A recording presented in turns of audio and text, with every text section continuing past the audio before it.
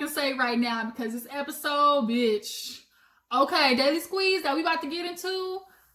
It's something going on with these old ass men trying to get with these youngins. Okay, this girl is a spring chicken, Marques Houston. Y'all, we gonna get into that nigga after we talk about all this other stuff because we got Nene to get into. We got Jcole to talk about. It's just so much. It's the madness, okay? Then my morning's already off and, dealing with family shit. And then I got Mother Nature trying to kill my vibe as well. Like, after I make this video, I just need to go and smoke me a little something, get my chakras back in line, okay? Do a little wake and bake. But for right now, you guys, let's get into all the stuff we gotta talk about right now because it's serious, okay? The juice right now is flowing, and your girl gotta talk about it. I ain't got no cup of juice to drink with it because I drank all the shit all the other day. But if you got yours, sit back, relax, sip on your little something while I talk about all the juicy topics right now, okay? So let's open up talking about good old Marques Houston first because he apparently found a fiance. Now come to fruition, his fiance is it fruition? That's how you say it, right? Come to fruition. Yeah, that's it. Nonetheless, what I'm trying to say is this nigga done got him a little young thing straight out of high school. Okay, you was 38, 40 goddamn years old. Why you engaged to a 19-year-old? I'm sorry, I just find that weird.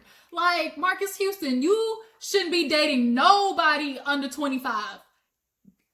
Period. Point blank period. So basically he came out and tried to straighten things up and say that, oh, he never knew the girl, he never knew she existed until he saw, I guess his manager's name is Chris Stokes. And Chris Stokes has a daughter, and the daughter obviously is close with this girl. I think her name is Maya. Maya is so close with Chris Stokes' family that she even kind of jokes and calls him dad. Like he sees her as a daughter basically. So that is another weird situation. But Marques Houston, you got to be straight up lying because you said you and Chris Stokes are close. Like y'all are like family. So if y'all are that close, and you obviously probably seen his daughter, that means you've seen this girl around. Or is that just me? Am I playing Inspector Gadget and thinking about this a little too hard? Or am I just putting two and two together and getting four? Like, because you saying that she never existed to you. So are you saying you just basically met this girl in a matter of months, a 19-year-old, and you proposing to her? Like, if anything, I think he said he knew her a year. So she's 19. You said she talked to her as an adult, which means, okay, she was 18 at the time when you talked to her. Granted, she might be legally of age, but y'all, let's keep it real. When you're young and you're 18, you're like, oh, I'm grown. But when you actually get grown, you realize 18, 19 really is a child. You're still a child. Like, you don't know nothing, okay? And now this 19-year-old is going to get with a 38-year-old. This nigga gonna be 40. Like, first of all, girl, Maya, how do your parents feel about it? How do your family feel about it? Like, this is weird. I would never come to my parents and tell them, as a 19-year-old, I'm dating a 40-year-old. They would not let that shit fly by any way of the word. No. And besides the fact, even if you did just meet her, nigga, why can't you talk to nobody your own age? What is with you old ass dudes doing all this Russell Simmons shit? Like, all of you old men love talking to these young girls, and I don't know if it's a power thing. I don't know if it's because, oh, I like me a young hot thing on my arm. I don't know if it's because you think it's sexy. Like, oh, I'm gonna be sleeping, having you some Pornhub college girl sex. Like, I don't know what it is, but Marques, this shit is not going to last. You're saying she's the love of your life, and you don't understand why people are talking about it with so much shit going on. But it's like, bro, you straight up lying. There is no way that you did not know that girl or see her around before at all. Y'all was creeping and sneaking and stuff around. Boy, we ain't stupid. We is not stupid. Okay, you want to marry her, but girl, you are 19. Bitch, you better, get out. Get out immediately. Get out. Maya, this is not what you want. First of all, Marques Houston, what does he do now? Like, I think he went on the Millennial Tour with Omarion and all of them, and B2K and Bow Wow and stuff like that. But this is weird. This is just straight up out of line. 1938. Y'all, that's a big ass age difference. What the fuck y'all gotta talk about? She's still talking about damn college algebra, and you talking about damn I gotta rub Bengay on my knees because I just did a mile walk. Like, y'all have nothing in common. She can still sleep with teddy bears on her bed, my nigga, and that's what you're attracted to right now? She got no life experience. Like, does Marques Houston have kids? Like, is she gonna be a stepmom at 19? Like, so many questions and not enough answers. But I mean, it ain't for me to judge, but this shit is just weird. Y'all drop down in the comments and tell me what you think about it. Is Marques Houston out of line for dating a 19-year-old? Do y'all believe him when he said he just met her, he didn't know she existed? Or do y'all think like they was creeping and sneaking around and it just like now that they're engaged, they're trying to play it off like, oh, we found love? Trying to pull some Rihanna shit. We found love in a hopeless place. Boy, you ain't slick. You trying to pull some Kylie Jenner shit. Anyways, so moving on, let's talk about good old Lenethia Leaks. Y'all, is this bitch fired or not? Like, I guess somebody broke the news that she supposedly didn't get a contract. From my understanding, Love B. Scott dropped the news first saying that Nene was fired. You know, no more Trump checks. Like Trump said, you're fired. Did Nene get the axe? Did she get the chop? Did she get the kaput? Like, what happened? But apparently Nene saw that and, you know, started putting up tweets and stuff like that, talking about ha, it would never, you know, this won't be the last of me, a whole bunch of stuff. But it's like, Nene, it really might be. People have been tired of your shit for a long ass time, and then you'd have the nerve to sit there and try to attack Andy. Cause first of all, what's your thing against Andy? Because if you ask me, we have seen reunion after reunion where Andy should have been pushing a lot harder on Nene, but he doesn't. He really lets her get the flyby because she's too much sometimes. Like, all the time, really. She's too much. Producers are tired of her. She knocked the goddamn producer's tooth out from the whole closet situation.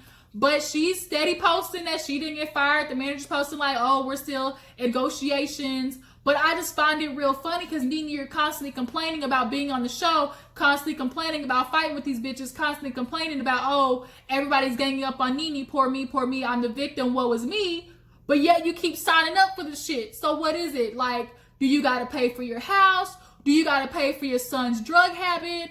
Do you got to pay for your other child's child support? Like, because you ain't doing no comedy shows. You're not doing whatever podcast situation it is. And people aren't really trying to work with you because now you got the reputation of being like a Monique. You're difficult. You don't want to take direction. Bravo's doing a huge shakeup right now. Cynthia, I mean, now that Eva's got the axe, that's one. Cynthia might get the boot or be demoted to a friend. Nene's looking like she might not be a cast member. She'll just be a friend if she's going to take it. At this point, hell, Nene will take the scraps on a plate because she needs this money. Let's keep it real. Come on and get this honey.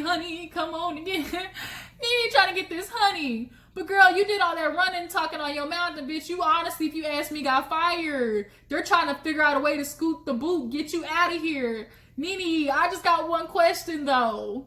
How the hell you gonna get fired on your day off?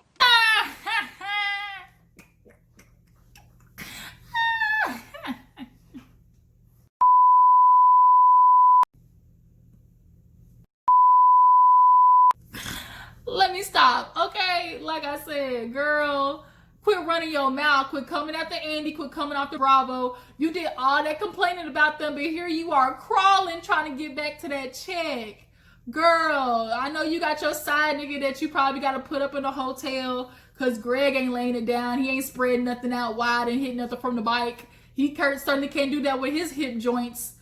Probably got osteoporosis and all that type of shit. Got brittle bone syndrome. He probably got him a little side chick too. I mean, Nene, truth is, people don't want you back on the show besides the little Nene stands. And you've allowed your ego to just get inflated with your little good Judies always blowing you up, making you bigger than what you seem. I'm sorry for all the Nene fans. I personally did like Nene, Everybody liked Nene. Her personality was funny. She brought the energy. But at one point, her head started getting too big. She got her job on Glee. She started getting, these little appearances here and there. People were paying to see her little, guest spots and stuff. And Nene started feeling like, bitch, I got Trump checks. I got Trump checks all the way to the bank. Bitch got a whole new nose with that Trump check and new teeth. And it don't matter now. Because, bitch, don't nobody want no Trump checks right now. Trump ain't got the money, so you certainly not getting it. And then Bravo has slowly been trying to inch your way out because you have not produced nothing. You saying these people can't live without you, but it seems like you can't live without them. Because every time you have the opportunity to leave, you always come running back. Bitch, you got Stockholm Syndrome. Like, you keep running back to a situation that you're constantly complaining about, and you never really deliver. Every year when it comes time to the reunion, I got these bitches. I'm going to be on point. They got nothing on me. I'm standing up to these hoes. But then when it's time for you to get in the hot seat, where you at, Nene? Real quick. You be out of there. Okay? Faster than a side chick in the house when the wife come home. Bitch, you be out the window. Like, you run every time it's time for you to get confronted about the BS that you do. Now, will Yovana come on for season 13? That's a question. Who are we going to replace them with? Are y'all ready for Nene to be gone? Should Cynthia be gone? I think Portia and Candy will be the ones that stay, and possibly Kenya. But they really need a shakeup. They need new girls. Portia's storyline is always going to be on deck because Dennis is an asshole. He's going to stay cheating on her, and she's obviously going to stay taking his ass back. So that's always going to be a continuous storyline. But the shit's gonna get old if you keep doing it. Portia, we forgave you the first time because it's like, okay, you pregnant. And then the second time, bitch, you had every excuse for him. You want to work on your family. He promised he's gonna do better. He recommitted to you, got you reproposed and stuff like that. But bitch, Portia, like, this is it for you. Like, if he do it again, ain't nobody gonna run in that little hamster wheel with you or that treadmill with you doing the same shit over and over. We not gonna keep following you for that, girl. Not at all. But back to Nene. You talk too much. Now look at you. Where the contract at? Everybody else is confirmed. From Portia, she got hers. Shit. She's like, I got my contract. But here we are. What are you negotiating though, Nene? Because in order to negotiate, that means you gotta be bringing something. And bitch, you ain't been bringing nothing for a long time. Like, you have no leg to stand on at this point. You've been coming after everybody. And you're always the victim. But no, you're not, Nene. You're not. Look in the mirror, bitch. I know you don't recognize who's staring back at you. But it's time for you to understand that, bitch, we'll be fine without you. The ratings were fine without you each time you left. And it's so funny how you're always complaining, but you continue to come back. Why do you keep coming back then, Nene? Because you need that money. You need them coins. You need that ducats because you ain't going nowhere else to argue with a bunch of bitches for some money. Like, keep it real, Nene. You taking care of two lazy ass sons. One of them don't even want to take care of his own damn kid, okay? Like, bitch. You keep running your mouth, like I said, fired. Bitch, fired. Like I said. God damn. You got to be a stupid motherfucker to get fired on your day off. Right. Checkpoint, end of the period. Moving on. I digress. Okay? So, let's move on, last but not least, to Mr. Jcole. Y'all, Jcole, what? So, he did this song, Snow on the Bluff, and everybody's mad at him, feeling like he's attacking black women, telling them that they gotta change their tone, saying that, y'all need to be helping educate, us, and, it's just, I'm confused how this one song, he's explaining his experience, you guys. Y'all are attacking him, making this like a whole situation. I feel like we listened to two totally different songs. In the song, he admitted that he has to do better. He admitted that, people try to make me out to this person that I'm not. I'm just a nigga who rap, and I can admit that, I don't always be in everything, but I'm a thinker. And people like, he doesn't contribute. He's not out there, you know, he's constantly attacking women. And we've seen J. Cole make plenty of songs, you know, about women and telling them to love themselves and a whole bunch of stuff. And he's out there just because he doesn't flaunt it like these other celebrities. But J. Cole has known to do the work in communities. He's just not one of those people who always have to broadcast it.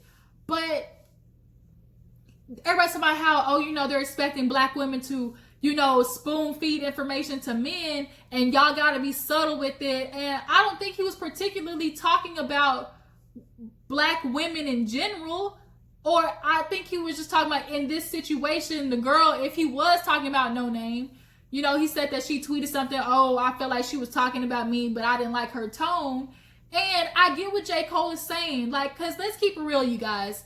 Let's just think for a second. Okay, if somebody is telling you information and they're coming at you and talking at you, they can be speaking facts all day, but it's hard to receive something from somebody when the way they're talking to you is coming off belittling, is coming off demeaning. They're like, you know, trying to make sure they prove a point that, aha, I know better than you, and you're not woke, you're not with the times. You can be woke all you want, but if it does no good to be attacking people than to educate them. And that's what I got out of J. Cole. He's saying, look, you had this opportunity, you grew up a certain way, and you probably don't do the know better, and I gotta do better with that. He explained, I gotta do better. He said that. I feel like people just missed that whole part where, I'm sorry, but sometimes in general, people, you gotta watch how you talk to people. Like, I could be saying true, genuine shit all day, but if I'm coming at you with an attitude, you're not gonna be receptive to hearing it. Period. Like, you wouldn't want somebody talking at you, trying to make a point, like make you look bad. No. So if you're gonna spread this information, be kind with it. Make sure you are gentle, you know, in your delivery. And I'm not saying like, black women seem to always be taking the fact that, oh, people want them to change their tone. Black women go through the most shit in this country. Like, we know that. But I don't want this to turn into, in a totality, he was talking about black women. No, he was just talking about his experience with this individual woman. People are allowed to talk about their experiences, and y'all can't judge him because he's admitting, you know, like, I'm just a regular nigga like y'all. And J. Cole was put on this platform because of how powerful his music was. And people feel like he's not contributing, but he does. And Chance the Rapper came after him. I'm not gonna lie, y'all. I really feel like Chance just jumped on that because he understands people are in this movement of, oh, we gotta support the black woman. And I feel like he was just doing that. Like, you turned on J. Cole that quick, and I don't think you really listened to the song. And y'all aren't catching the part. Y'all just completely are missing the part where he's admitting to having to do better. And he congratulates the girl, and he tells her, you know, look, I know what you're trying to give me is information and education and stuff like that. And you're out there doing the shit, and I got to be doing the same thing. Like, I really feel like people, I really feel like we heard two different songs. People are listening to something that I'm not hearing. And we can't keep going after people because we don't agree with what they say. Like, sometimes people's contribution is what they bring to the world, and some people contribution is music. Like Kendrick Lamar, y'all remember what All Right did for people when people were chanting that in the streets?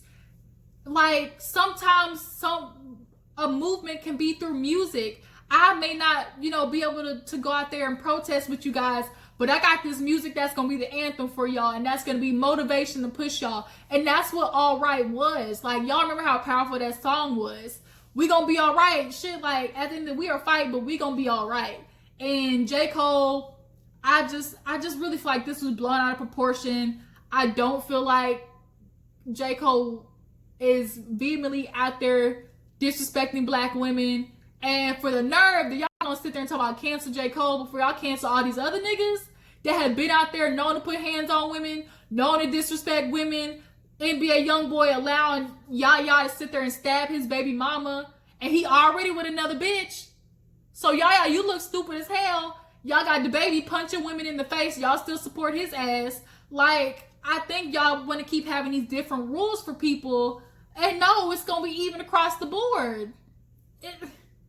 I can't. Just because y'all don't see him out there in the streets, he admits like, okay, I'm gonna learn. I gotta read. Like, that's not my thing, but I'm a thinker. Sometimes sitting back and thinking and actually executing a plan and going through the process is a lot better than just running down the streets willy-nilly and just following, the line when you don't even know absolutely what you're following at all. That's just my opinion. Y'all can hate Jcole all you want. I don't believe in the cancel culture shit. I feel like people, if they can admit to messing up, y'all got to give them the opportunity to fix it, because that's what you will want for yourself. There's not enough empathy. That's what he's saying. Like, if you're going to tell me something, don't speak at me. I will be able to understand and learn if you're coming to me in the right way. And it's not about, oh, black women need to fix their tone. He didn't say that. Like, I really feel like people put their own narrative on people's stories and y'all make it fit how y'all want to feel at the time. So a lot of people feel like, oh, black women are getting disrespected, so people can make their idea fit in whatever situation that they want. They can turn anything to fit the narrative that that they're feeling at the time. People are feeling like black women get disrespected, so that's what they put in the song. NoName, I've never heard of her before, but she came back with a rebuttal in a song called like Number 33 or something like that.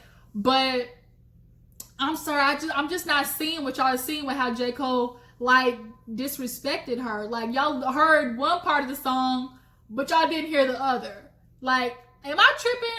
Are you guys against Jcole? Do y'all feel like he disrespected black women as a whole? Do y'all feel like he's not standing up, for women? I mean, like, I'm down to have the conversation. But yeah, y'all drop in the comments and let me know how I feel about Jcole and this whole situation with NoName.